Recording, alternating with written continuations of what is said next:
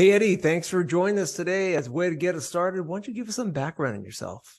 Hey Pat, good morning. My name's Eddie Kleiner, as you know.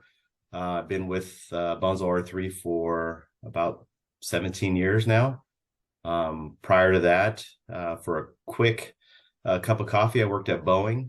Um, Before that, I was actually a customer of R3's. I was a buyer for a local food service distributor in the Seattle marketplace. So I was doing purchasing. It was kind of a small place, so we kind of did everything. I started there, uh, wow, like 1991, I believe. I was working in the warehouse there, and anyways, yeah. So that's yeah, that's kind of who I am. So, when did you decide it was a good time to get in sales? Was it in college, or did you say, hey, procurement's a tough job to be in? Yeah. So the company I was with, and it was called FSI, and so they're still a customer to this day. So I was working in the warehouse, like I said, and I was going to school at the time. And so when I was pretty much done with school, the guy who was working in procurement for them and buying from Papercraft at the time, that R3 was called Papercraft in the Northwest marketplace, he quit. And so I asked if I could apply for the job, and the general manager, of course, he said yeah, and so I applied for it and got the job. So I took on a job as in procurement for them, but that also included doing some sales. So I had a small list of customers they asked me to call on. It was, if I remember correct, I don't know, maybe it was 20. So understand that we're dealing with Asian food service distribution. And so that's kind of what I was calling on, kind of smaller mom and pop restaurants. At the same time, I was also doing some procurement on food and especially obviously non-food. Um, so yeah, so that's kind of, I'd say that was probably my first dip into like really doing something with sales per se, where I'm getting paid to do sales, kind of like. But I think we've all, if you're in sales, I kind of believe, or I do believe that you've done sales at some point in multiple steps of your life, whether or not, Right. I remember I had a paper route when I was little, right? And so part of it was you had to go out and you had to sell subscriptions for it. I went to a Catholic school. If any guys went to Catholic school or any schools that did fundraisers, and we used to have to go, do the cookies, the candy, the magazines, right? And so that meant you went around to wherever you went to, and so that was all part of like sales and learning. And so I'd say that's probably when I kind of started sales, and then everything kind of progressed from there. So there to the food service place doing buying and selling, Right. and then finally to R3. Yeah, and I always mention, about the sales portion, about if you have a significant other, you've been in sales. You had to sell yourself to get married or something like that, right? Yeah. Every day. So when you were in procurement, did you acquire any skills that kind of, you use now in sales? I mean, being on the other side of the seat of the desk is different, because was the transition for you to sales easy? Was it hard? I'd say it was pretty easy. The one thing I did take from that, being on the other side of the table, was really kind of identifying some traits and qualities about sales reps that I did like. I tried to Uh, incorporate those into my sales pitch, if you would, with customers. And for the most part, I really liked those that were really honest. Didn't have the used car salesman pitch. I'm not really that kind of person, anyways, naturally. So I probably, that's why I naturally gravitated toward those people who just had an honest, um, easy pitch, and it was, you could follow it, and it's just you can connect. And so they were always trying to connect with people. It seemed like at least they were trying to connect with me, and focus on the relationship and the business itself. And so so that's kind of what I did. a lot of newer salespeople and even seasoned salespeople, they don't realize that people in procurement, if you're on procurement, you start learning when that salesperson comes into your office and all of a sudden they put on the sales voice and they put on the sale, give you the sales pitch and the sales look, that really turns off a lot of customers, Mhm. right? Hmm. Yep, for sure. And it's a lot of that with them stuff, right? You can kind of see it from their perspective. That's really everything they're pushing is really about them a lot. And so I really tried to take um those qualities from those reps that, again, that really kind of connected with us as a company, identified, understood what we did, what our challenges and opportunities were, and we're there to really kind of help us grow as a company instead of just me buying whatever latest gadget that they were trying to, to sell that day. Do you believe that, or did you find when you got into sales, there was one quality that you had that you wanted to work on to differentiate yourself from everybody else that's in the industry? Because we're very competitive. There's a lot of competitors we have in our industry. Yeah, and that's probably really the number one thing. I'm pretty easygoing, laid back, and so I'm not the one that would really want to. I really don't. I'm not really there to raise my flag to go, hey, look, I won, or I did well at this. I just try to do well at stuff and let whatever the outcome is, but just know that I gave it my all, and whatever the outcome is of that, that I was satisfied with, and just learn from that. So. And what was the outcome you thought about? I mean, a lot of the younger reps, they want to always close that sale, always be closed. And what did you find interesting about when you made those sales calls? That everyone was really different, and it was always an opportunity to learn, whether you're learning something about yourself, learning something about your customer, or really learning, just really about your pitch and the way you're going about things. And just because you got no with this pitch, your specific pitch with one person, doesn't mean that that's not a good pitch, or how you went about it wasn't good. The next person, try, I would just, you kind of did the same thing, and it might stick with this person depending. So you kind of have to adapt. I just found you always had to kind of adapt the pitch itself. Like the pitch itself could be consistent, but the way you present it to this group A, group B, and group C might have to be, you'd probably have to have three different pitches to them, or three different ways you present it. We have a lot of different personas, right? That when we meet customers, they all have their different personas. Is there any persona or customer that you were really gravitated toward? Yeah, it's a good question. The ones that bought from you immediately?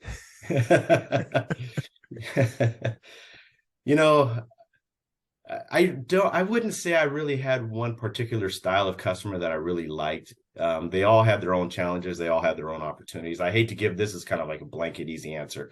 But they all came with their different challenges and opportunities. And that was just kind of the challenge. Like, if you couldn't connect with this one for whatever reason, trying to find a way to connect with that person, whatever, somehow, some way. And just kind of getting past that no, because no at the beginning of the pitch doesn't mean at the end of the pitch is still a no. You still might be able to overcome that hurdle. Hold on, I'm sorry. So just kind of navigating those waters with the different folks. I found that to be rewarding, and I really don't have a style of person that I really liked more so than the other. Obviously, the easy button is the one that would just says yes and buys whatever, right? Yeah, and that happens all the time, right? In our industry. Yeah. Love that Really customer, that person. Yeah, we need more of those, but yeah. There are so many reasons to be in sales, right? And everybody picks it for their own choice. And a lot of times you hear salespeople, well, it's the income. I want to really be in control of my income. Mm-hmm. Some like the competitiveness. And that's, where I leaned a lot toward was, I'm very competitive. I'm sure you are too. Mm-hmm. The money's great, but you Mm-hmm. also have some flexibility in your day-to-day operational things. You have time to, schedule your own day. You have control over that. What did you really enjoy about sales when you first got into it? Excuse me. I agree with everything you said, and really the flexibility and the ability to kind of carve out your own pathway and being in control of that. So really that control function of controlling the outcome. Some stuff is still, still limited to what you can do. But just understanding that this is an opportunity to get away from the desk, get away from the quote unquote 9 to 5 type of situation. Um, Even though it's more like a 6 to 6, in terms of hours, but there's some flexibility in the day. And really being able to build relationships, multiple relationships with all your customers, from bottom to top. And so I really enjoyed that. We always talk on a lot of the podcasts, what everybody's feeling is with, what is the most important thing you want to do with a customer? Is it, you want to be friends with them. You want to, you want to make sure you deliver on your word. And a lot of it boils down to, relationship building. It's so critical that you build that relationship. And I know a lot of people, they go, well, I sell because I'm really good with people and they like me. But I always come back to say, people don't necessarily buy from you because they like you. I think it's because they trust you. And I think you and I've talked about this many times in the past. It's all about trust, right? Yes. Yeah. And you get one opportunity to kind of break it, right? And it's quite the challenge to dig out of that hole if you do. So yeah, I found that to be, anyways, I'm not smart enough to to remember all the stuff I say. So I just try to say what is right, or at least what I believe. And so at least the conversation or that line of thinking is very consistent, and I never have to worry about, did I happen to say this to this person for some reason. So that consistency and trust, I agree with you, very important. And that's what takes over. And that's what builds a rapport with customers. I have a lot of the newer reps I talk to, and they go, well, explain that whole process to me. I don't get the whole relationship building thing. I do, but I don't get, what you mean about the rapport, the respect. When, especially in our industry, when you make a promise, when we're talking about, if you're a, business development leader, or if you're, direct salesperson, account executive, an AE, whatever it is, you have to somehow find that trust in the customer. And that buys you a lot of, if you have some issues, as long as you build that bank of trust with the customer, they'll allow you to make some mistakes. They'll allow you to be short on things or have price increases, right? Mm-hmm. Yeah. Yes and no. I found both. I'm sorry. No worries. Some just have a longer leash on you. But for the most part, I do. I mean, I do agree with you though. There is that you are given that ability to kind of, I don't say mess up, but to have challenge or problems outside of, or do something outside of what you said you were going to do. But ultimately, as long as you're honest with them, at some point during, whatever happened, whatever went awry in whatever you're trying to deliver, as long as you're honest with them and communicate with them. And at least I find that as long as you're honest and communicating with the customer, it doesn't mean that they're necessarily going to be happy with you, obviously. But they do kind of forgive you a little bit, I should say, and still give you the opportunity. And really that kind of varies though. There's some customers out there that are very tough, and I guess that just depends on how close of that relationship you have with them, if they're able to get past that. But I think we're very fortunate in our industry. From what I see, most of the sales reps seem to have pretty deep relationships with their customer base, especially those that are they're more important. They're top, they're top to top, or they're top, they're 80/20. And so that really kind of helps. Yeah, absolutely. Do you find in your industry, being on the RD side, that a lot of the products you sell are commodity items, right? Oh, for sure. Yeah. Yeah. And transactional sometimes, even though, we want to sell programs versus, being a transactional salesperson. Yeah. How do you get past that trap of being seen from the customer? You were on the other side of the desk, right? Mm-hmm. So you know what it's like to see that customer, that salesperson come in, and you know that you can buy a lot of this stuff from anybody. But how do you get out of that trap of being viewed as a salesperson as just selling commodities? Oh, that Eddy, he's just another commodity guy.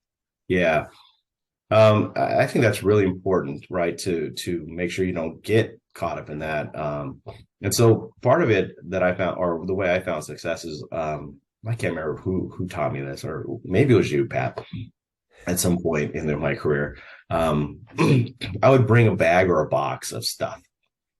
It could be one thing, it could be 10 things. It could have been a whole box of stuff, but I always try to bring something different and new. I mean, we're always communicating with the sales reps from our manufacturer side, and they're usually bringing us something. And from there, there's something there's some little widget or gadget that you can say, hey, you know what? I don't know if this is a fit, but I do know that it might be, it might fit into what they're doing.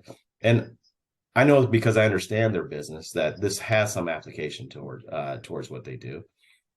And it's not exactly another me too. So, bringing something new to the table, bringing something new or bringing something to the customer when you're having that conversation with them about your commodity items and running that, doing that chase to, me to a dollar less type of thing. And just bringing those opportunities to do something different, but very similar, and understanding how it applies to their business and how it would be a benefit to them. And so being able to talk confidently and doing that is important because if they see you doing that, they start to trust you. So you start bringing in some of these off the wall type of items, and for a lot of time, if you don't have a good relationships, it could be a really, obviously it'd be a stretch and probably a no.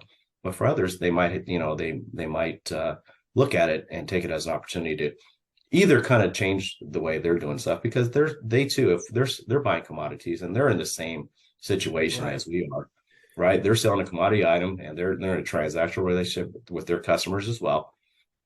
And so being able to help them differentiate themselves, just like we're trying to, I think Right. is important. Yeah. And you never know as a salesperson exactly. Sometimes customers don't know what they don't know. They don't know what they really need. And Sure. it's always our goal to get to the desired outcome. The desired outcome, what their gap is, all the fancy words and tropes Yeah. that you want to dance out there, right? Mm-hmm. And getting to that desired outcome isn't always easy. And that's typically what has to happen. What would you say is the hardest part about the sell cycle in RAD? Listening, and really understanding. So, yeah, you're the expert, you're the guru, and I don't mean that in a sarcastic way, but you taught us a lot about the selling cycle and selling process, right? And really, what people from the generation that I came in at were really involved in that whole layer process, right? And you kind of ingrained that deeply into us. God gave us 2 ears and 1 mouth. You should use it in that setup, right?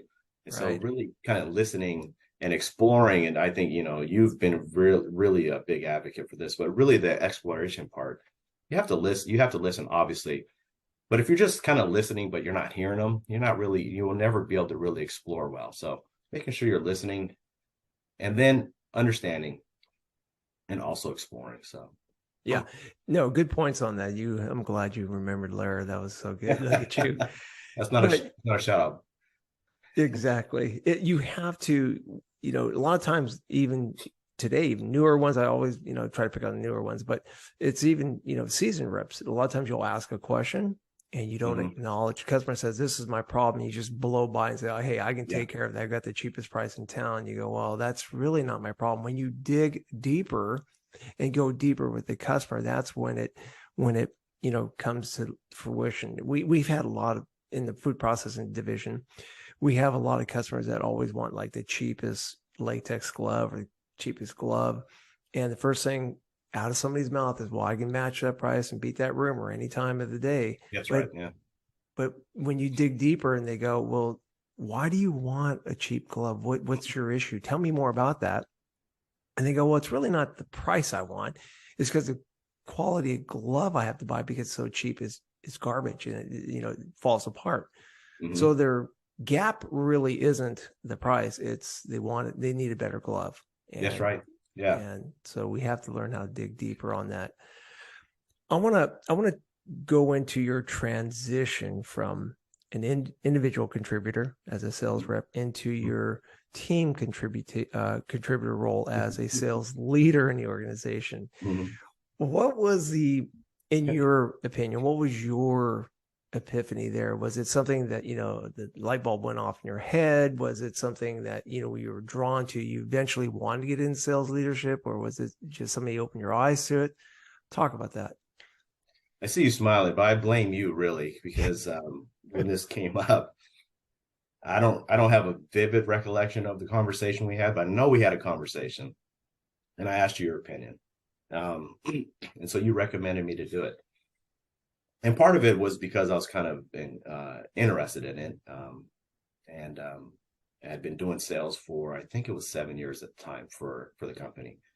Um, and at the time, the general manager in the Seattle branch, Scott Cisna, he actually pushed us a lot to seek higher positions within the company too. So when it came up, I was kind of interested. Had a few conversations with a few people. I won't name one of the person's names that called me relentlessly to do it, but um, I did talk to you, and I talked to some people that I trusted, and said, hey, what do you think of the opportunity for myself? Um, and really, I had to then sell it to my family, and that was the hardest part, really, to uproot them and move them, even though we're not far from where we grew up. Um, but I have 3 kids, and they were smaller at the time. So to uproot them from everything that they knew, that was a challenge, and I knew it was going to be hard on them. I didn't know how hard, but I knew it was going to be hard. So, anyways, that's I kind of blame you for this whole thing. Yeah. Me going from the plush life of a sales rep to this life as a sales manager. But I know you're enjoying it though. But what are the qualities that you wanted to bring to sales leadership that you didn't see was taking place maybe before? um, Actually, I just wanted to connect with them and be part of see them. Wanted them to see that side of our business as part of their team. Not necessarily agreeing with everything they did because they have to understand the fundamentals of the company as well and why, from a management perspective, some decisions are made that initially they may think that are not in their best interest, right? Right. Because they don't know what they don't know.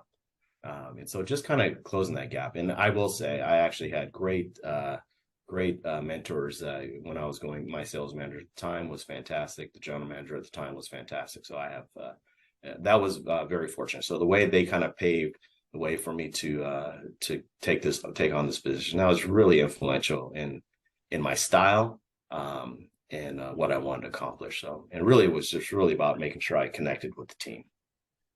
How important, since you brought up the mentors, and that's what I was going to next, was that how important is having a mentor or mentors? I know it's important because I have 2 or 3 mentors throughout this organization that I go to, and I know what an anti-mentor is, right? I know people that I don't want to be like, and so I have things that I look into other mentors for. How important was that to you?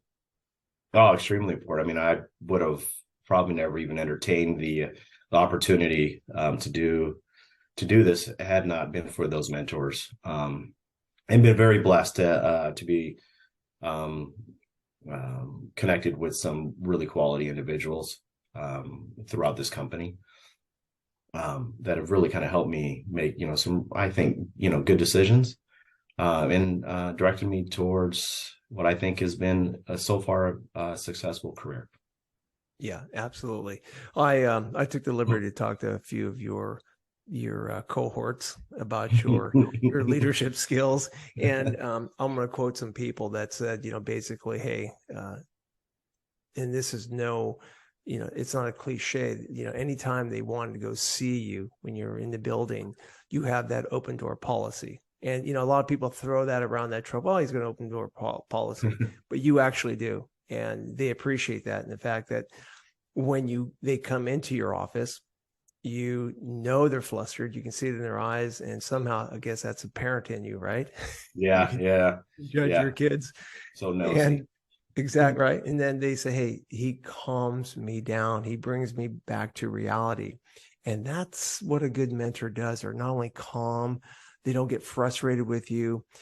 And one of the important things they say is that Eddy tends to respond versus react to my situation. That's important. When you respond to a person, it basically says you are listening to them. You're not Mhm. reacting to a situation. And that takes a lot, especially in sales. You learn that in sales. Like you just said, you have to listen.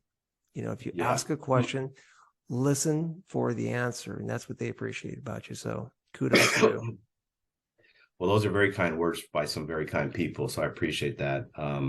But it's I would hate to say it's natural, but it's not. So it's when they do come up, I actually do have to mentally take note and go, don't be reactionary, because I am, just kind of by nature, I just give me a problem and here we go. Let's react to it as opposed to let's dig into it. Let's listen.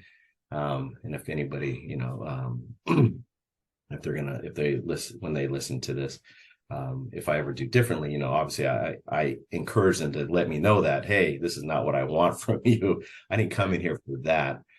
We need, and so I also encourage them to kind of direct some of their conversation as well if it's not going the way they want it to go, and let me know and call me out too. I'm not perfect by any, and I'm learning. I try to learn every day about myself and about how to be better at this. So I Yeah, appreciate you telling me those kind words.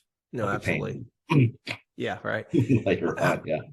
how do you think you developed those interpersonal skills that you have like that? I mean, was it through training, reading, just being knocked up the head, a few times? Just how did you develop those skills? Because it's important as a sales leader. Being married. Right. No, I'm just kidding. Um, but I think it's kind of natural a little bit, even though I did say that, sometimes I am reactionary first. And so it does come slightly naturally. Um, but what I mean by that is I like to solve problems. And so kind of inquisitive in that from that standpoint. So when somebody's coming in, they're, like you said, they're flustered, they have an issue.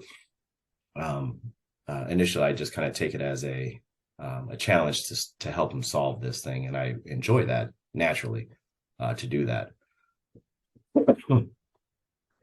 Yeah. So I would say that, yeah, that's just part of it, just from a natural standpoint, just the inquisitive nature of wanting to try to help people solve or just solve problems in general. Yeah, yeah. It's always something that it's an ongoing. We're all work in progress, right? Mm-hmm. What did you learn along the way that you wish you had learned a lot sooner? I mean, was there something that came to light at one point in time, whether you were when you started off as an individual contributor or now as a sales leadership? Was there something that you wish you had learned, better, quicker? Um, Outside of understanding the financial aspect of a company, I mean, I had, just general knowledge. I all took accounting classes, and so you can kind of look at the P&L a little bit and understand it. But there's a lot of things that you don't see on the financials that are very impactful to you, and unless you get into the position where they're sharing more information.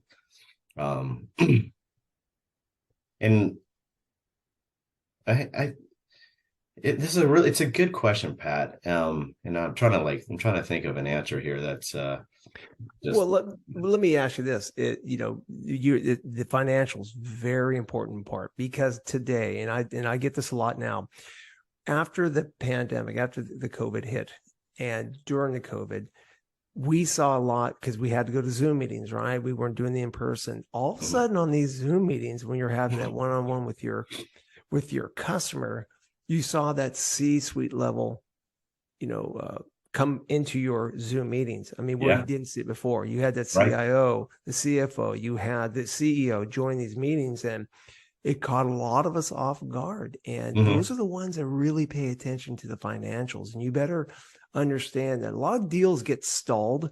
And I know in your division it does, because if you're in that enterprise area where you have the national account business or you have the larger accounts, more complex, you see a lot more of the C-level people because of the fact that they want to be involved in that. And Yep. it's not always the ROI, that stalls a deal for you. It's somebody in that C-suite level that may have a doubt. They may have second thoughts, right, about making a change. So, yeah, I can see why you said financials. Yeah, it's I don't know if we're going to talk about it, but in the sell process, especially in the larger companies, you're selling to multiple levels. Yes. That can be all the way from in the bottom. I'll just start from the bottom. I'm not saying they're at the bottom, but from operations, you start there and see how it impacts operations, all the way up to the CEO, the president, and what have you. There has to be buy-in at all levels, and you have to be able to talk. You don't have to be the expert on everything at each level, but you do have to have a working understanding of what their pain points can be and what how to work around it. And also understand that you have experts within within our company, and you need to bring them in as part of the sales cycle as well to help close some of these things. So it's really good to bring operations with an operations person once in a while and just have them talk ops talk. And then also, if you have a president or the CEO or something, bring in a peer to them kind of helps, or does help. But along the way, you do have to understand what each one of their challenges might be and be able to at least address it. Might not be able to answer it totally, but you do need to be able to confidently address it, and then definitely get back to them because they're listening. And to your point, and with these, it's so easy to jump into a meeting now, whereas before, it was kind of hard to herd everybody together. But in this new world, you're selling to all levels, and it's not a buyer anymore. It's a special, buyer. It's the procurement person, and it's the accounting person, and it is the operations people too, for sure. Yeah. And you better be prepared to talk to that. And if not, like you said earlier, bring in a mentor, somebody that has an expertise in an area that you may not. I found myself doing that a lot. I wasn't very strong in the financial end. I was more into the sales side, the sales cycle, and understanding the whole process, desired outcomes for customers. I was more focused on that. When it came to that C-suite level, I had to bring in somebody that really knew. I mean, you gain knowledge, but not the knowledge of somebody that has the expertise in that area. So that's a great point you made there. One last thing on the whole sales cycle. What would you tell a newer rep today? I mean, what are some things that you saw, mistakes you had made that you tried to cover with your as a sales leader with your reps? Oh, the good old CYA. Okay. I would say don't be afraid to make a mistake. Try to minimize how big a mistake it is. Obviously, we don't want to lose a customer because of mistakes that large. But don't be afraid, and ask a lot of questions. I think being inquisitive about them and about their business is important. And when you do make mistakes, you can kind of help. It helps you to navigate around them. But really just do something. We need people who will do something. And I know, again, I said, don't be afraid to make mistakes, but you do have to work yourself up to have a pretty good understanding. So you minimize your mistakes, but don't go in there thinking that, this is it for me if this doesn't go right. I mean, there's always ways to work around it. We've all done some really stupid things in front of customers, right? That we think should have probably jeopardized the relationship, only to find out that it really wasn't as significant as we thought.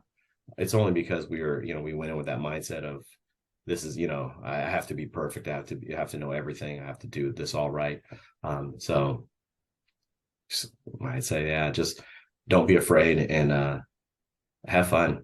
I think ultimately we have to have fun at this. It can't all be fun, but you do have to get some joy out of it. Otherwise, it's reflective in everything about you. Yeah, it does. And it resonates in your day-to-day life too. So you have to make mistakes because that's part of this industry. And the more mistakes you make, the better you get at what you're doing. So Yeah, you learn. Yeah. yeah, you do. Yeah. Great conversation here today, Eddie. I appreciate you for coming on. How do people get hold of you if they want to reach out to you? So if you're in the company, obviously you can find me in the directory. My name is Eddy Kleiner, Eddy, and last name is Kleiner. I'm also on LinkedIn if you want to find me there. And whatever, I'm always available.